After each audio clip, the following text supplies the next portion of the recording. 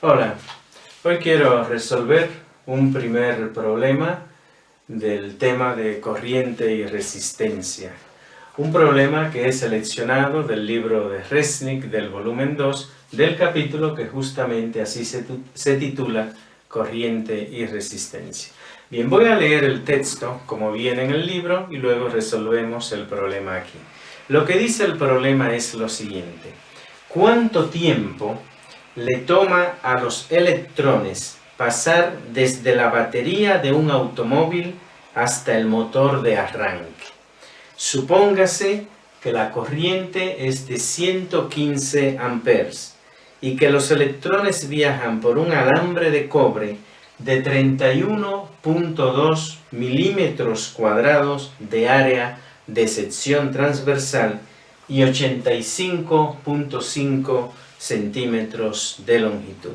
Bien, ese es el problema que viene en el libro. O sea, nos pide calcular el tiempo que los electrones de conducción tardan desde la batería hasta el motor de arranque, moviéndose a través de este alambre de cobre de esta longitud y esta área de sección transversal, habiendo una corriente de 115 amperes.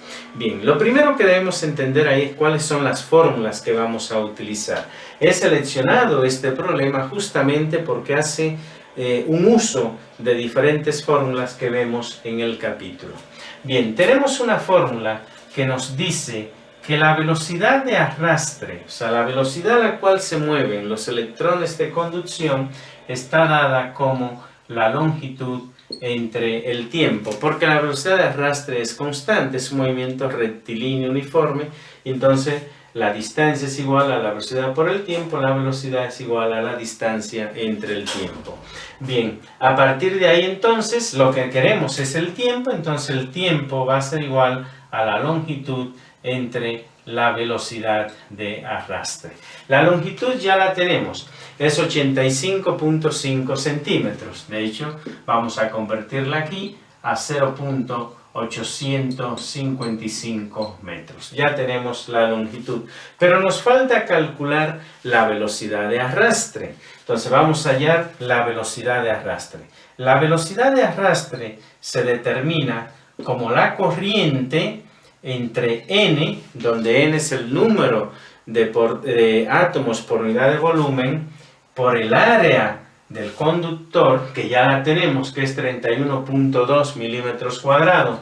Lo voy a convertir de una vez a 31.2 por 10 a la menos 6 metros cuadrados, por la carga del electrón. De esa manera se halla la velocidad de arrastre.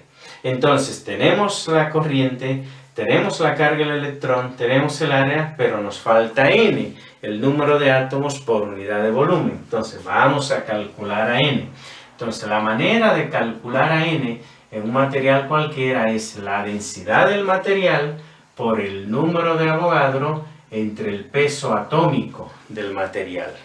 Como aquí estamos trabajando con cobre, la densidad del cobre es 8.96 por 10 a la 3 kilogramos por metros cúbicos. El número de Avogadro es una constante fundamental de la física, 6.02 por 10 a la 23 átomos por mol, y el peso atómico del cobre es 63.5 por 10 a la menos 3 kilogramos por mol. De esa manera. Entonces, con esos datos podemos calcular n. Con n podemos calcular la velocidad de arrastre y con la velocidad de arrastre podemos calcular el tiempo. Bien, vamos a hacer esos cálculos aquí. Entonces, para calcular n, lo que debemos hacer, bueno, voy a sustituir los datos aquí. La densidad, 8.96 por 10 a la 3, multiplicado por 6.02 por 10 a la 23, y ese resultado dividido entre 63.5 por 10 a la menos 3. Entonces, vamos a hacerlo. Aquí tenemos 8.96 exponente a la 3, eso va multiplicado por 6.02 exponente a la 23 y el resultado dividido entre 63.5 exponente a la menos 3. Y eso nos da 8.49 por 10 a la 28. Entonces n es igual a 8.49 por 10 a la 28 átomos por metros cúbicos. Ya tenemos a n. Con n podemos entonces calcular la velocidad de arrastre.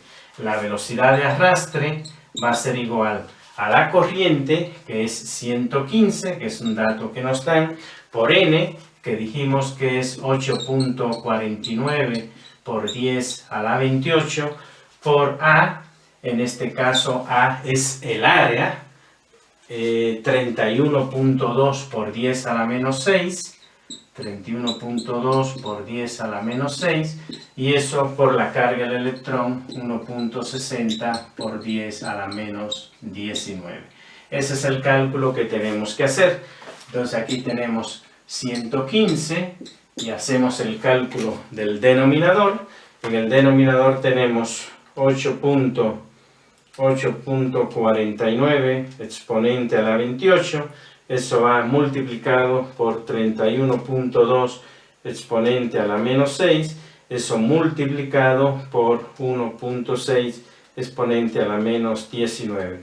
Y el resultado es 423.820, o sea, digamos 4.24 por 10 a la 5. Entonces aquí tenemos 4.24 por 10 a la 5. Si nosotros dividimos entonces 115 entre eso que está ahí, tenemos 115 entre 4.24 exponente a la 5, y eso nos da 2.71 por 10 a la menos 4. Entonces la velocidad de arrastre que estamos obteniendo aquí es 2.71 por 10 a la menos 4 metros por segundo. Bien, una vez que tenemos la velocidad de arrastre, entonces el tiempo es relativamente fácil de calcular, porque el tiempo que tenemos aquí es simplemente la longitud, que es 0.855, y eso dividido entre 2.71 por 10 a la menos 4. Eso es lo que tenemos. Cuando hacemos ese cálculo que tenemos ahí, 0.855 entre 2.71 exponente a la menos 4, eso nos da 3.154.98. Eso en segundo. Si lo divido entre 60, eso nos da 52.58, o sea, 52.6 minutos. Entonces, de aquí, el tiempo que estamos obteniendo es de 52.6 minutos. Y ese es el tiempo que tardan los electrones de conducción en ir desde la batería hasta el motor de arranque de un automóvil. Fíjense que es un tiempo cercano a 1 hora. Entonces, este problema es interesante por varias razones. Primero, porque nos muestra el uso extensivo de las fórmulas que utilizamos en este capítulo de corriente y resistencia. Tenemos que calcular el número de átomos por unidad de volumen, calcular velocidad de arrastre, en fin. Pero además tiene una idea física interesante y te la planteo como una pregunta. Fíjate la enorme cantidad de tiempo, 52.6 segundos, 52.6 minutos, casi 1 hora desde que los electrones salen de la batería hasta llegar al motor de arranque. La pregunta que te hago entonces es la siguiente. ¿Por qué cuando tú conectas la llave al sistema de encendido de tu carro parece encender inmediatamente si los electrones de conducción tardan casi 1 hora en llegar de la batería a el motor de arranque? Un segundo para que lo pienses. La respuesta es la siguiente. Cuando tú colocas la llave en el sistema de encendido de tu coche, cuando giras la llave, tú cierras el circuito. En ese momento, tú produces una perturbación en el campo eléctrico. Y esa perturbación en el campo eléctrico se propaga, viaja a lo largo del material conductor a una velocidad cercana a la velocidad de la luz. Y hace entonces, energiza al circuito y permite el encendido, independientemente de que los electrones de conducción tardan casi una hora en llegar. Es el mismo caso de una manguera. Cuando tú tienes una manguera llena de agua y abres el grifo al cual está conectada, el agua que sale rápidamente, pero se debe a que al abrir el grifo tú produces una diferencia de presión. Y esa diferencia de presión, esa perturbación, se propaga por el agua a la velocidad del sonido. Un problema por demás interesante por la parte física que conlleva y por el uso de las ecuaciones que se usan en este capítulo. Espero pues que si estás llevando este curso de electricidad y magnetismo o física 3, como se llama en algunas universidades, este problema que reitero lo he seleccionado del libro de Resnick te sea de tu interés.